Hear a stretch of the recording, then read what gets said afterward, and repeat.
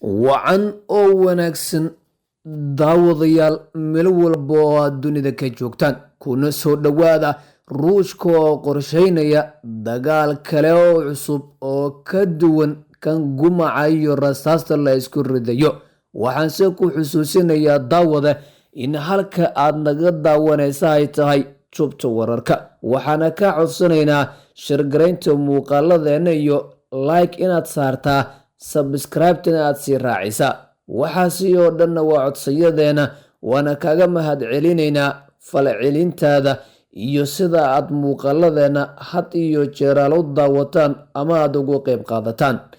dhiirigelintiina ayaa inoo muhiima, innaguna waxaana saaran inaan idin siino had iyo jeeraaleba wax walba oo xogaha oo aan awoodno oo ku gadaaman dagaalka 2 bilood jirsaday ee ka soconaya dalka Ukraine, duruufaha dhaqaale ee dalalka caalamka,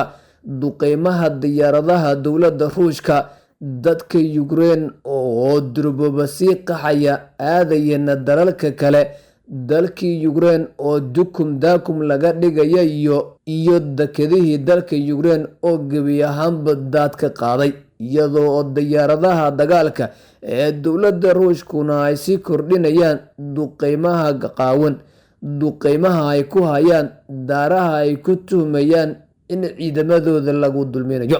waxaase markaana si toos ah aan u eegi doonaa gudagelidda warbixin ka duwan kuwii hore. hadda markii ugu horeysay hogaamiyaha dalka Ruushka Vladimir Putin ayaa kulan la qaatay kooxaha loo yaqaano dembi baarista ee dalka Ruushka, waxaana kooxahaasi ay suurtagal tahay inay ku jiraan kooxaha markaasi hackeriska loo yaqaano oo ay u dhaca kombiyuutarada dowladaha dalalka caalamka, shirkadaha ganacsiga iyo cid walba uu dagaalka la dhexeeyo. Russia ayaa markii ugu horeysay hogaamiyaheeda Mr. Putin tani markii uu dagaalka qaraxay waxa uu kulamo la qaatay kooxa gudaha Ruushka looga yaqaano dembi baarayaasha, waxaana hadda Putin uu qorshihiisu yahay in dagaalka gumaca ee soconaya ka sokow xirfad kale la abuuro, iyadoo la doonayo in la fariisiyo guud ahaanba sistamka dhaqaalaha ee dowladda Mareykanka iyo reer galbeedka, iyadoo la adeegsanayo tiknoolajiyad horumarsan iyo sidoo kaleeto xirfad kale oo aada u sarreysa. waana taataka hadda uu doonayo hogaamiyaha Ruushka in dagaalku uu wiciyo dowladda Ukraine oo markii horeba dhib iyo dhaawac intuba uu dagaalka ka soo gaaray, mid tiknoolajiyadeed iyo mid kale gantaalo caadiya iyo weerarba la isu raaciyey, ayaa haddana dowladda Ruushka waxay doonaysaa in iyana ay waxyeeleyso dhaqaalaha Mareykanka iyo reer galbeedka. Putin ayaana xantu sheegaysaa in kooxahaasi uu amray in ay tallaabo ka qaadaan Mareykanka iyo dalalka reer galbeedka si ugu yaraantii ay u dareemaan awoodda dhinaca tiknoolajiyadda ee ay leedahay dowladda Ruushka, haddii kale aanay ku fududaan weerar iyo isku day dagaal oo Ruushka lagu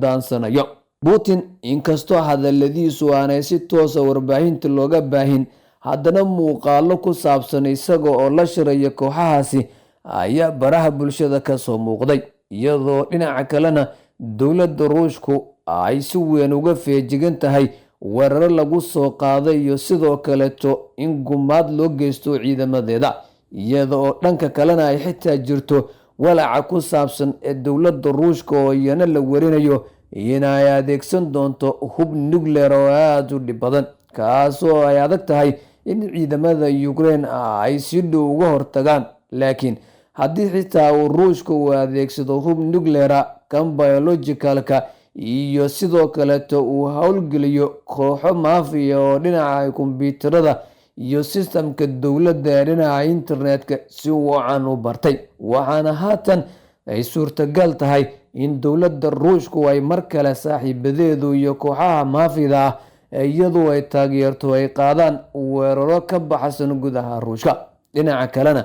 Putin ayaa intii uu la hadlayay kooxahan waxa uu sheegay in militariga dalka Ruushka ee ka dagaalamaya gudaha dalka Ukraine ay sababtu tahay oo keliya in la difaaco madax bannaanida Ruushka iyo ilaalinta danaha muhiimka ah ee ay leedahay xukuumadda Moscow. Waxaana uu dhinaca kale sheegay Mr. Putin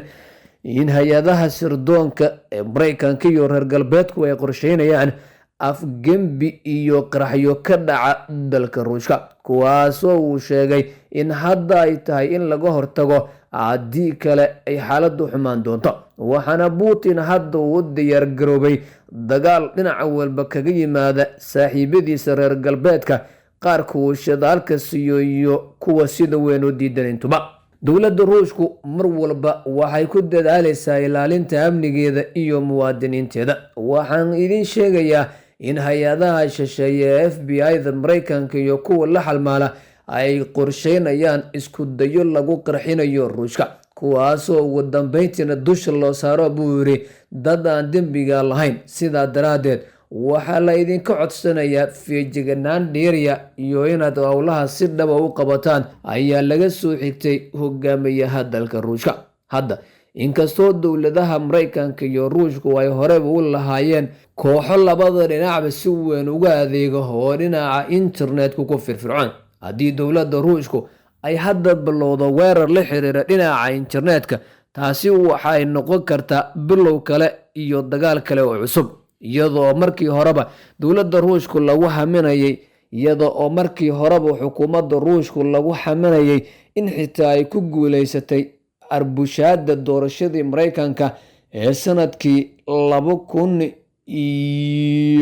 2017. Ilaa iyo haddana waxaa dowladda Mareykanka ay si weyn ugu walwal qabtaa awoodda kobcaysa ee dhinaca tiknoolajiyadda ee xukuumadda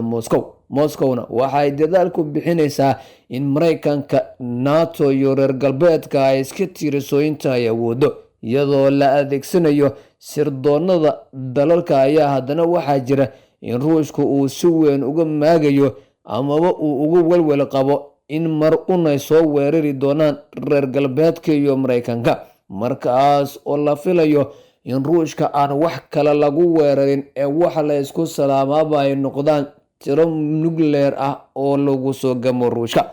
markaas oo Moscowna ay suurtagal tahay in boqolaal ee sidoo kaleeto ay ku jawaabto, maadaama ay ka badan 1,000 xabo oo madaxyada nuclear-ka ah ay dowladda Ruushka haysato. Dhinaca kalena Mareykanka ayaa haatan wadnaha farta ku haya, lamana oga sida ay xaaladdu noqon doonto. Dalka Ukraine oo asal u ah dagaalka ka dhexeeya dalalka reer galbeedka iyo Ruushka ayaa hadda waxa uu muuqanaya mid isaguna aan qabow lahayn, inkastoo qaar ka mid ah dalalka caalamka ay si weyn ugu dhiidhiyeen weerarka Ruushka uu ku qaaday dalka Ukraine. Haddana waxaa jiray dalal weyn oo iyaguna si muhiim ah u taageeray duulaanka Ruushka, waxaana dowladda Ruushku ay hadda isku halaynaysaa in haddii NATO iyo saaxiibadoodu ay soo weeraraan ay marka horeba Moscow ku filan tahay, iyadoo adeegsanaysa hubka iyada u gaarka ah iyo sidoo kaleeto madaafiicda amaba gantaalada qaaradaha isaga gudba ay leedahay, iyadoo dowladda Ruushkuna ay hadda si weyn ay ugu soo dhowaanayaan dalalka Hindiya, Kuuriyada Waqooyi iyo dalka Shiinaha oo markii horeba ay ahaayeen saaxiibo siyaasadda olokwa. iyadoona weliba duqeymaha ay sii socdaan, khasaaruhuna uu sii kordhayo marba marka ka dambeysa, ayay ciidamada dowladda Ukraine iyo saaxiibadooduna haatan mar kale ay abaabulayaan guluf dagaalo aad weyn.